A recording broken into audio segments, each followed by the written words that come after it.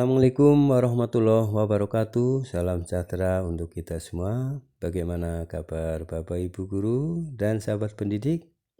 Tentunya semoga dalam keadaan sehat walafiat dan tetap semangat di dalam menjalankan tugas-tugasnya. Bapak Ibu Guru dan sahabat pendidik, menjelang bulan Juni ini tentunya Bapak Ibu Guru dan sahabat pendidik sudah menyiapkan ya untuk mengadakan asesmen maupun untuk penilaian ya. Di akhir semester 2 ini tentunya harus menyiapkan soal-soal sumatif akhir semester untuk kurikulum merdeka, dan untuk kurikulum 2013 tentunya penilaian akhir semester atau PAS ya. Nah, sebelum penyusunan soal, tentunya Bapak Ibu Guru dan sahabat pendidik harus menyusun kisi-kisi soal. Nah, di video kali ini saya hadir untuk menyajikan tentang kisi-kisi soal sumatif akhir semester 2 atau semester genap kurikulum merdeka ya, tahun pelajaran 2022-2023. Pada kali ini disajikan mengenai kisi-kisi soal sumatif akhir semester 2 mata pelajaran Bahasa Indonesia kelas 1 semester 2. Nah, ini alokasi waktu direncanakan 90 menit. Kurikulum merdeka dan bentuk soalnya adalah 15 PG pilihan ganda, 5 isian dan 5 uraian. Tentunya untuk penyebaran soal maupun jumlah soal ini silakan Bapak Ibu Guru dan sahabat pendidik bisa menentukan sendiri dan tidak harus mengikuti dengan yang lain ya. Tentunya ini adalah bentuk dari kemerdekaan di dalam mengajar dan belajar. Baik Bapak Ibu dan sahabat pendidik, inilah contoh kisi-kisi soal sumatif akhir semester 2 semester genap kurikulum merdeka. Mata pelajaran Bahasa Indonesia kelas 1. Di sini kopnya pemerintah kabupaten mana ya, bila perlu ada logo kanan kiri ya. Kemudian UPT Pendidikan dan Kebudayaan kecamatan mana, SDN atau SD swasta apa. Alamat ya bisa dicantumkan. Nah, seperti apa formatnya? Tentunya ini tidak menjadi patokan ya harus seperti ini, tetapi Bapak Ibu Guru sahabat pendidik bisa menyusunnya dengan format yang berbeda. Yang penting bisa dilaksanakan dan itu menjadi pedoman untuk penyusunan soal. Baik, di sini dicontohkan formatnya adalah pertama capaian pembelajarannya, kolom kedua kelas atau semester, kolom ketiga materi pokok, kolom keempat indikator, kolom kelima ya yang terdiri dari L1, L2, L3 adalah level kognitif ya. Level 1, level 2, level 3. Level 1 itu soal mudah, level 2 soal sedang, dan level 3 soal susah atau sukar ya. Bentuk soal itu ada PG pilihan ganda, isian, dan uraian. Baik, di dalam penyusunan ini tentunya harus mencantumkan capaian pembelajaran. Capaian pembelajaran ini bisa diambil dari modul ajar yang sudah disusun ya di semester 2 ini. Untuk Bahasa Indonesia kelas 1 ini menyimak diantaranya peserta didik mampu bersikap menjadi pendengar yang penuh perhatian. Peserta didik menunjukkan minat pada tuturan yang didengar serta mampu memahami pesan, lisan, dan informasi dari media, audio, teks, aural, teks yang dibacakan dan atau didengar, instruksi lisan dan percakapan yang berkaitan dengan tujuan berkomunikasi. Kemudian membaca dan memirsa, peserta didik mampu bersikap menjadi pembaca dan pemirsa yang menunjukkan minat terhadap teks yang dibaca atau dipirsa. Peserta didik mampu membaca kata-kata yang dikenalinya, ya, dan sebagainya. Peserta didik mampu memaknai kosakata baru dari teks yang dibaca.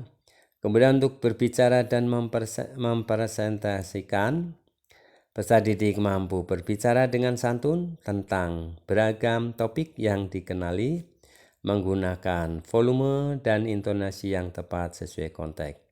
Peserta didik mampu merespon dengan bertanya tentang sesuatu, menjawab, memanggil, menanggapi komentar orang lain.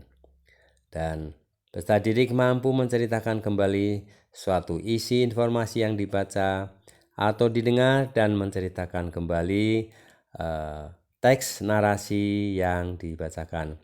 Untuk menulis, ya, untuk elemen menulis ini, peserta didik mampu menunjukkan keterampilan menulis permulaan dengan benar, cara memegang alat tulis dan sebagainya, ya. Ini adalah capaian pembelajaran untuk kelas 1, ya, mata pelajaran Bahasa Indonesia. Nah, untuk semester 2 materi pokoknya, ya, itu ada bab 5, bab 6, bab 7 dan bab 8, ya. Ini untuk Bahasa Indonesia di semester kedua, ya, dimulai dari bab 5. Nah, pada bab 5 ini materi pokoknya adalah memahami cara bersikap baik kepada teman, membaca kosakata yang diawali dengan huruf M, mengucapkan ungkapan sopan santun pada orang lain, menulis kosakata yang diawali dengan huruf M. Kemudian menanggapi, nah ini sesuai dengan babnya, ya. Nah, kita pada bab 5 materinya cara bersikap baik kepada teman, membaca kosakata yang diawali dengan M, mengucapkan ungkapan sopan santun, dan kosakata yang hurufnya M. Indikator bab 5, peserta didik dapat memahami cara bersikap baik kepada teman. Nah, di sini disusun soal bentuknya pilihan ganda untuk nomor 1, ya, nomor soalnya. Kemudian levelnya 1, kemudian level 3 pada isian, ya. Ini kemudian Bapak Ibu guru juga bisa untuk indikator kedua, peserta didik dapat membaca huruf yang diawali dengan huruf M. Nah, di sini pilihan ganda, ya. Biasanya di level 3, ya. Ini pilihan ganda bisa huruf yang depannya M, tentunya kata-kata, ya, yang ada distraktornya, ya. Kemudian 3, peserta didik dapat mengucapkan ungkapan sopan santun pada orang lain. Ini soal pilihan ganda nomor 3 pada level 2, dan pada soal urean nomor 1 itu di level yang mudah, ya. Ini silakan Bapak Ibu guru serta sahabat pendidik, ya, untuk menentukan di soal manakah, dalam bentuk apa soalnya, ya, di nomor soal berapa, ya. Tentunya tentukan apakah soal mudah, susah, sedang. Nah, di sini dicantumkan. Untuk indikator bab 6, ya, pada bab 6 ini materinya adalah menanggapi bacaan mengenai keragaman lingkungan sekitar, membaca kosakata yang diawali dengan huruf G, menyebutkan lambang bilangan 1 sampai 10 dengan tepat, menuliskan kosakata yang diawali dengan G. Nah, di sini indikatornya pada bab 6, peserta didik dapat menanggapi bacaan mengenai keragaman lingkungan sekitar. Peserta didik dapat membaca kosakata yang diawali dengan huruf G. Peserta didik dapat menyebutkan lambang bilangan 1 sampai 10 dengan tepat. Peserta didik dapat menulis kosakata yang diawali dengan huruf G. Nah, dari indikator soal ini, ya, tentunya disusun soal. Misalnya di level di bab 6 ini indikator 1, ya, menanggapi bacaan mengenai keragaman lingkungan. Ini pada pilihan ganda di level 3 ya, nomor soal 5. Pada pilihan ganda nomor soal 6 pada indikator 2 juga di level 1. Pilihan ganda nomor 7 di level 1. Nah, indikator yang keempat ini pada bab 6 itu di susun soal pada pilihan ganda nomor 8 level 2 dan soal urean nomor 3 ya di level 2. Pada bab 7 materinya adalah peserta didik mengenali bentuk uang ya melalui bacaan. Peserta didik dapat membaca kosakata yang sering ditemui sehari-hari. Nah, di sini indikatornya pada bab 7 peserta didik dapat mengenali bentuk uang melalui bacaan. Ini dibuat soal pada pilihan ganda level 2, kemudian pada pilihan ganda level 3. Peserta didik dapat membaca kosakata yang sering ditemui sehari-hari bisa di urean ya. Di urean, soal urean nomor 2 pada level 1. Peserta didik dapat mengutarakan argumen pendapat sederhana. Ini pada soal pilihan ganda nomor 11 level 3. Peserta didik dapat menulis kosakata yang sering ditemui sehari-hari di isian ya, soal bentuk isian nomor 4 pada level 2. Kemudian soal pilihan ganda nomor 12 pada level 1. Indikator pada bab 8 ya. Pada bab 8 indikatornya peserta didik dapat membaca tentang lingkungan dan pekerja di tempat tinggal. Ini disusun pada soal urean level 2 ya, nomor 3. Kemudian soal pilihan ganda pada level 1. Ini juga untuk soal urean ya level 3. Untuk indikator peserta didik dapat membaca kosakata yang sering ditemui sehari-hari ya. Misalnya ini dibuatkan soal urean pada nomor 4 di level 3. Kemudian peserta didik dapat menunjukkan tentang letak dan arah sekitar tempat tinggalnya. Nah, tentunya ini denah ya. Ini pada soal urean pada level 1 ya, menunjukkan tempat atau letak ya. Ini di urean ya.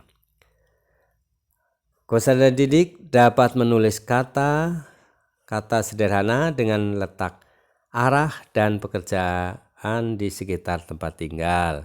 Ini bisa pilihan ganda ya, bentuknya denah, kemudian suruh menunjukkan ini di level 1 itu untuk mudah. Dan isian pada level 2 ya ini.